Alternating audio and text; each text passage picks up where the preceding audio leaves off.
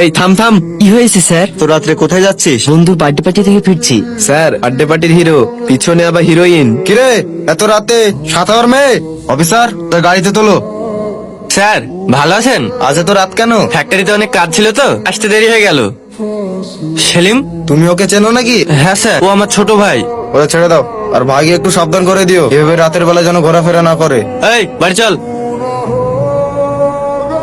ভাই কোথায় গো? ঘরে ঘুমোচ্ছে। কেন, কি হয়েছে? আমার কিছু টাকা লাগবে। এত বড় ছেলে হয়ে তোমার ভাইয়ের কাছে টাকা চাইতে লজ্জা করে না? আর কতদিন এভাবে তোমার ভাইয়ের মাথার উপর বসে বসে খাবে? তোমার ভাইয়ের এত বোঝা টানতে পারছে না, এবার অন্তত নিজে কিছু একটা করো। কিরে কোথায় যাচ্ছিস? দেখি কোথায় যাই। চমৎকার কথা। আমি কি ভুল কিছু বললাম? যে মানুষটাই ভুল, সে আবার কি ভুল কথা বলবি? তোমার আবার কি হলো? সকাল সকাল ছেলেটাকে বকছো? ছেলের হয়ে তোমাকে আর ওকালতি করতে হবে না। কিছু বললে তাড়াতাড়ি বলো, দেরি হয়ে যাচ্ছে। ভাইটা গরুর মতো খাচ্ছে আর গোষ্ঠী সব বসে বসে গিলতে লজ্জা লাগে না? শোন, এ বাড়িতে থাকতে গেলে কিছু একটা করতে হবে, না হলে। না হলে কি বাড়ি থেকে চলে যেতে হবে? ঠিক আছে, আমি তাই চলে যাচ্ছি। আচ্ছা যা যা, নিজে রোজগার করে দেখ, এক মুঠো অন্যের মূল্য কত। তাহলে বাপ হয়েছো কি করতে? ছেলেকে যখন খেতেই দিতে পারবে না। এটা কি করছো? তোর জন্য আমি কি না করেছি, আর তুই তুই আমার মুখের উপর কথা বলছিস? এটা তুমি কি করছো? তোমার মাথা ঠিক আছে তো? হ্যাঁ আমার মাথা ঠিক আছে। তোমার ছেলেকে আমার চোখের সামনে থেকে চলে যেতে বল। এটা তুমি কি করলে? হ্যাঁ আমি ঠিকই করেছি।